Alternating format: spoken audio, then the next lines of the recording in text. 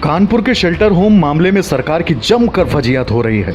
वजह है अधिकारियों की लापरवाही। सरकार की फजीहत होती रही लेकिन लोक सेवक व्यस्त रहे। लोक सेवकों के काम का चिट्ठा आगे है, तसल्ली से देखिएगा। कानपुर के अधिकारियों की कर्मठता पता चल जाएगी। कानपुर का केस नंबर 1। कानपुर के राजकीय बालिका गृह में 57 लड़कियां कोरोना पॉजिटिव पाई गईं। यही नहीं, यहां रहने वाली कुल लड़कियों में 7 लड़कियां गर्भवती हैं। गर्भवती लड़कियों में से 5 कोरोना पॉजिटिव हैं। 5 में एक नाबालिग लड़की HIV के संक्रमण से ग्रस्त है। एक अन्य जो कि 8 महीने की गर्भवती है और हेपेटाइटिस C से ग्रसित है। अब इस मामले को विस्तार से जानते हैं। 14 जून को कानपुर के स्वरूप नगर स्थित राजकीय बालिका गृह की एक लड़की कोरोना पॉजिटिव पाई गई थी। इसके बाद स्वास्थ्य विभाग की टीम ने कई सैंपल्स लिए। 17 जून को जब रिपोर्ट आई तो 33 लड़कियां पॉजिटिव पाई गईं। 18 जून को जब रिपोर्ट आई तो 16 और लड़कियां कोरोना पॉजिटिव पाई गईं। 19 जून को जो रिपोर्ट आई उसमें 8 लड़कियां कोरोना पॉजिटिव मिली। इन सभी को इलाज के लिए रामा मेडिकल कॉलेज भेजा गया। इस मामले में 21 तारीख को शासन प्रशासन की तरफ से सफाई दी गई। 5 ऐसी बालिकाएं पाई गई जो गर्भवती हैं। ये बालिकाएं पॉक्सो एक्ट के तहत विभिन्न जनपदों से CWC के द्वारा उनके आदेश पर इस संवासनी गृह में संदर्भित की गई थी। ये क्रमशः आगरा, कन्नौज, फिरोजाबाद, एटा और कानपुर नगर के बाल कल्याण समिति या CWC द्वारा संदर्भित मामले रहे हैं जो पहले से गर्भवती थी। खैर, सवाल यह है कि जब लगातार पड़ताल चल रही थी तो शासन प्रशासन को क्या सरकार की फजीहत का इंतजार था या सफाई देने के लिए विशेष शब्दों की व्यवस्था की जा रही थी। वहीं एक बात और कि कानपुर स्थित शेल्टर होम में क्षमता तकरीबन 100 लड़कियों को रखे जाने की है, लेकिन यहां 171 लड़कियों को रखा जा रहा था। बीते 6 से 7 महीने में आई कुछ लड़कियों के गर्भवती होने की जानकारी भी DPO को थी, लेकिन कोरोना वायरस की महामारी के बीच इन लड़कियों को अलग रखने का इंतजाम नहीं किया गया। सवाल है क्यों? इन सब के बीच आपको बता दें कि कानपुर मंडल के कमिश्नर ने 1 महीने पहले समीक्षा बैठक में कहा था कि कोरोना वायरस के लिहाज से गर्भवती महिलाएं बहुत संवेदनशील हैं, इनका खास ध्यान रखा जाए। अब देखते हैं कानपुर का केस नंबर 2। कानपुर के बिधुनु थाना क्षेत्र के पहाड़पुर गांव में ओमिल नाम के शख्स रहते थे। 50 वर्षीय ओमिल के माता पिता का देहांत हो चुका था। शादी न करने की वजह से ओमिल अकेले थे। पिछले कुछ दिनों से वह बीमार चल रहे थे। बुखार खांसी की वजह से लोग उन्हें कोरोना संदिग्ध मानने लगे। 21 जून को ओमिल बीच सड़क तड़पते रहे लेकिन किसी ने उनकी मदद नहीं की।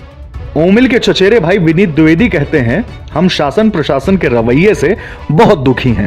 इसके पहले हम लोगों ने फोन किया, हमने कहा फोन करें, एम्बुलेंस को फोन किया। फिर इसके बाद चौकी में गए, चौकी बताया, फिर चौकी इंचार्ज आप तुरंत आए, उन्होंने देखा, बोले यार विनीत भैया इनकी स्थिति तो ठीक नहीं लग रही है, तो क्या टीम बुलवाई जाए? हमको साहब हम लोग ये चाहते हैं क्योंकि मान लो आप छू लें या हम छू लें या कोई और छू ले, कल कोई इनको दिक्कत हो, ये चूंकि खुद कह रहे हैं, हम लोगों को कोई तो नहीं दिक्कत नहीं।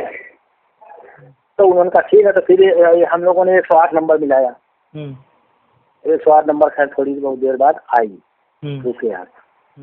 तो उन्होंने देखा तो बोले कि ऐसा क्या स्थिति, तब तक हम लोगों ने कहा भाई स्थिति गड़बड़ है। तो हम लोग सोच रहे हैं इनको लाद के तो ले चला हॉस्पिटल। एम्बुलेंस ना? हाँ, एम्बुलेंस आई थी।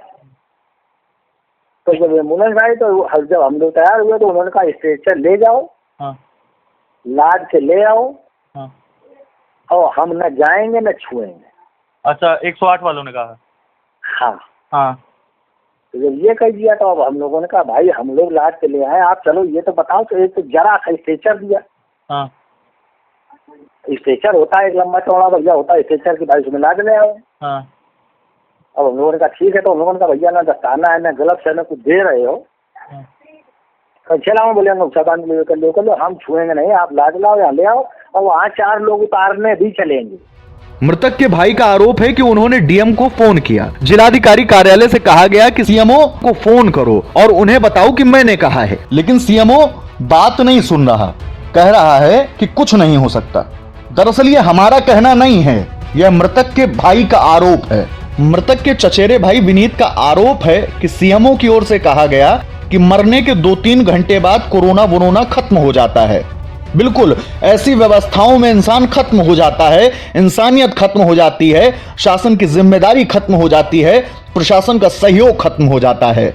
महामारी के बीच ऐसी व्यवस्थाओं को देख बचने का विश्वास भी खत्म हो जाता है। सुनिए विनीत ने क्या कहा है। डीएम ऑफिस सीधे मिलाया, डीएम कार्यालय, जो डीएम का नंबर है वो 9454 करके उनका। हाँ।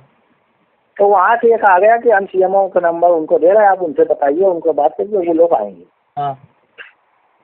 उनको फोन जब डीएम साहब के यहाँ से कहा गया तो फिर फोन मिलाया, तो फिर वो बात करते रहे, इसके बाद डाल दिया, बोले हमारे बस का नहीं, फोन काट दिया उन्होंने। अच्छा। मतलब संतुष्टि वाला जवाब भी नहीं दिया। हाँ। इसके बाद फिर डीएम साहब को क्या मिलाया, बताया कि सर ऐसी सी बात है, ये आप बात करिए। तो उन्होंने बोले आप दोबारा बात करिए, बताइए कि मैं बोल रहा हूँ, हमने कहा है। हाँ। हमने फिर फोन मिलाया तो उन्होंने कहा ऐसा है, वो बस का नहीं है और वो आदमी जिंदा है कि मर गया। अगर मर गया तो 2 घंटे बाद कोरोना सब खत्म हो जाता है। हाँ। आप उसको ऐसा बोला? देख लीजिए। हाँ, क्या बोला था आपसे? बोले हाँ ऐसा है, वो सब वो हो जाता है, आप देख लीजिए अपने स्तर से, बात नहीं जा पाई। 22 जून दोपहर 2 बजे से बचाने का जो इंतजाम शुरू हुआ था, शाम 6 बजे सारी कोशिशें ओमिल के मरते ही खत्म हो गईं। फिर क्या, विधि विधान से अंतिम संस्कार किया गया। व्यवस्थाओं पर गंभीर आरोप हैं। लोक सेवक क्या कर रहे हैं अब आपको पता चल गया होगा। खैर, सीएम महोदय, इन अधिकारियों पर कार्रवाई कब होगी?